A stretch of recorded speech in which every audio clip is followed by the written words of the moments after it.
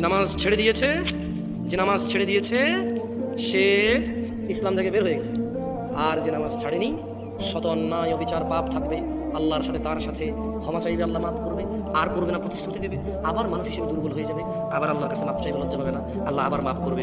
এরপর এক পর্যায়ে আল্লাহ ঘোষণা দিয়েছে ইল্লা মান তাব, অথবা যে ব্যক্তি তার সমস্ত গুনাহ থেকে ফিরে আসে, ওয়া আমানা, আল্লাহর প্রতি ঈমান আনে, ওয়া আমিলা আমালান সালিহা, তার গুনাহ যত কিছুই হোক সে যদি ফিরে আসে, ঈমান আনে, মাফ চায়, ভালো কাজ করে, ফাউলাইকা ইউবাদদিলুল্লাহ সাইয়্যাতিহিম হাসানাত। এই যে লোকটা বললো জেনা করবে না, আবার করছে, চেষ্টা করছে না করা হয়ে গেছে, নেশা করবে না আবার করছে, সর্বোচ্চ চেষ্টা করেছে না করার পথে হয়ে গেছে। এই যে লোকটা নামাজ মিস করে ফেলেছে, চেষ্টা করেছে সর্বোচ্চ পড়ার, হঠাৎ দেখে হয়ে মিস হয়ে গেছে, তো আল্লাহ কোরআনুল কারীমে সূরা ফুরকানে বলছে যে লোকটা ইল্লা মান তাব, হাজার সহস্র কোটি অপরাধ থেকে মাপ চেয়ে ফিরে আসলো, ওয়া আমানা, এরপর ঈমান নিয়েছে, ওয়া আমিলা আমালান সালিহা, মাপ চাইছে, ঈমান আনছে, কিছু ভালো কাজ করা শুরু করে দিয়েছে। তাহলে বলছে ফাউলাইক, তার পিছনের যে হাজার লক্ষ কোটি সহস্র গুনাহ আছে, ইউবাদদিলুল্লাহ, আল্লাহ বদল করে দেবে গুনাহগুলোকে, শুধু মাপ না, এগুলোকে আল্লাহ বদলাই দেবে, এক্সচেঞ্জ করে দেবে, কিসে? সাইয়্যাতিহিম হাসানাত, নেকিতে পরিবর্তন করে দেবে সব গুনাহকে।